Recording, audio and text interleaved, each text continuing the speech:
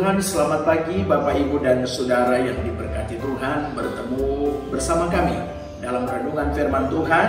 Kami ambil di dalam Injil Lukas pasal yang pertama ayat yang ke-5 dan 6. Demikian firman Allah. Pada zaman Raja Herodes, Raja di Yudea, adalah seorang imam yang bernama Zakaria dari rombongan Abia. Istrinya juga berasal dari keturunan Harun, namanya Elisabet. Keduanya adalah benar di hadapan Allah dan hidup menurut segala perintah dan ketetapan Tuhan dengan tidak bercacat. Puji Tuhan, tema firman Allah, cara hidup pemimpin rohani.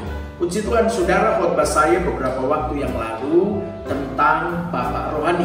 Nah saudara, saya mau menegaskan kepada kita semua, mungkin saudara tidak menjadi Bapak rohani, tetapi minimal saudara bisa menjadi pemimpin rohani. Dan apalagi kita sebagai hamba-hamba Tuhan, sebagai pengajar, sebagai pendidik, dan saudara kita dipanggil menjadi hamba Tuhan, berarti salah satu tanggung jawab utama adalah, salah satu tugas utama kita adalah membawa orang pada kebenaran. Nah, bagaimana membawa orang pada kebenaran kalau kita tidak bisa menjadi pemimpin rohani bagi mereka? Nah, jadi saudara harus jadi pemimpin rohani. Nah, seperti apa pemimpin rohani itu? Kita belajar seperti Zakaria dan istrinya Elisabet. Saudara, mereka hidup benar di hadapan Tuhan.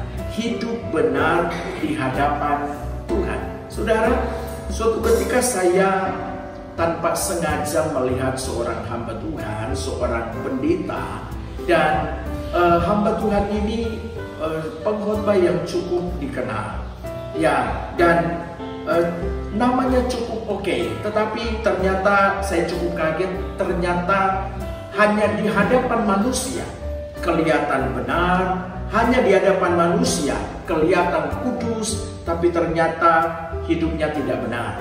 Ya, saudaraku yang dikasih dalam Tuhan, saya pernah mengalami hal itu Bapak Ibu. Bagaimana seolah-olah di hadapan manusia saya ini orang yang baik, tapi ternyata kehidupan saya tidak seperti yang Tuhan mau. Nah saudara, tapi saya sungguh bersyukur Tuhan memberikan kesempatan untuk menjadi hamba Tuhan, menjadi anak Tuhan yang benar-benar benar di hadapan Tuhan. Nah oleh karena itu saudara, mau jadi pemimpin rohani dan orang-orang di sekitar saudara bisa melihat engkau adalah pemimpin rohani, maka Anda harus hidup benar di hadapan Tuhan. Dengan kata lain, kita tidak boleh munafik. Dengan kata lain, di hadapan manusia, di hadapan Tuhan, kita harus benar. Puji Tuhan. Kemudian yang kedua, perjalanan hidup yang tidak menyimpang dari kebenaran. Perjalanan hidup yang tidak menyimpang dari kebenaran. Bagaimana Zakaria dan Elisabet dalam perjalanan hidup mereka benar-benar menuruti segala perintah dan ketetapan Tuhan. Mereka tidak menyimpang dari ajaran Tuhan.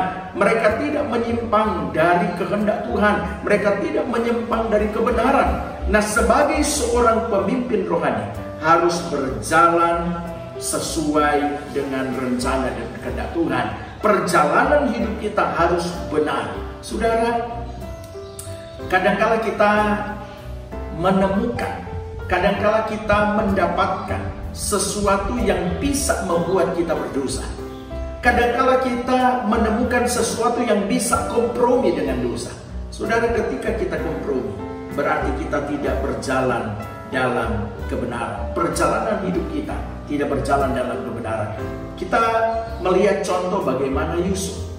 Perjalanan hidupnya tidak menyimpang dari kebenaran, sehingga hidupnya diangkat oleh Tuhan. Hidupnya dipermuliakan oleh Tuhan. Hidupnya benar-benar disukai oleh Tuhan. Kenapa? Dalam perjalanan imannya, perjalanan hidupnya, dia tidak pernah menyimpang dari apa yang dikatakan oleh kebenaran. Nah saudara, itu yang kedua. Dan yang ketiga, hidup tak bercacat. Hidup tak bercacat. Artinya apa?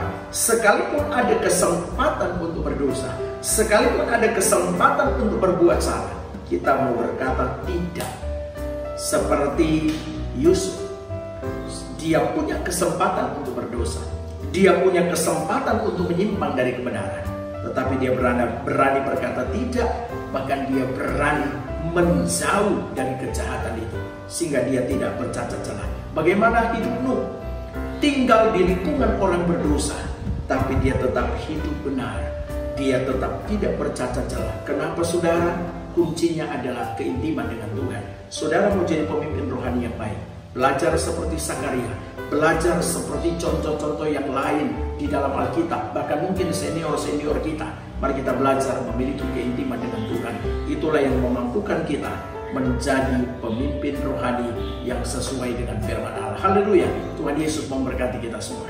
Bapak Ibu Saudara, mari kita berdoa. Kinaraya rana bara syana lala bara.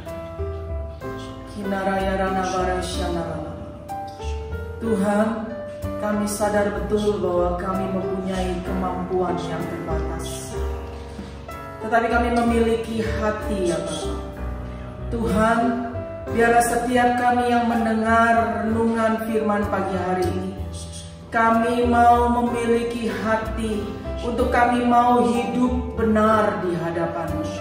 Siapapun kami, sehingga kami boleh membawa jiwa bagi kemuliaan nama-Mu.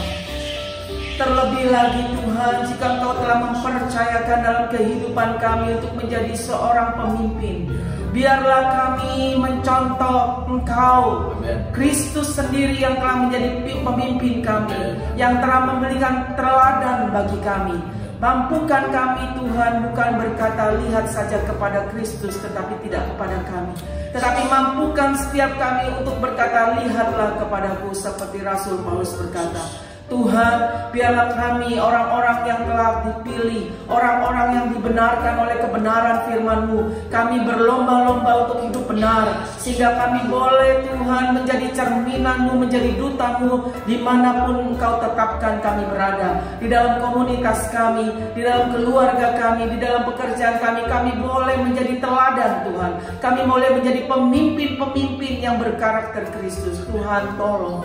Biarlah setiap kami bukan berkata hanya mau, tetapi kami mau menggerakkan seluruh tubuh kami untuk masuk di dalam kebenaran firman Tuhan. Mampukan setiap kami Tuhan yang meresponi kebenaran firman-Mu pagi hari ini, yang memiliki hati untuk mempunyai komitmen yang baru menjalani kehidupan dalam kebenaran firman Tuhan. Roh Kudus melihat setiap hati kami, dan Kau Tuhan memampukan setiap kami. Terima kasih Bapa, terima kasih Tuhan. Engkau Tuhanlah yang membuat kami mengerjakannya. Roh-Mu yang memampukan melalui kehidupan kami. Terima kasih Tuhan. Segala puji, hormat, kemuliaan kami berikan hanya di dalam satu nama Tuhan kami, Yesus Kristus. Selamat pagi Bapak Ibu Saudara, selamat menjalani hari ini. Tuhan Yesus memberkati.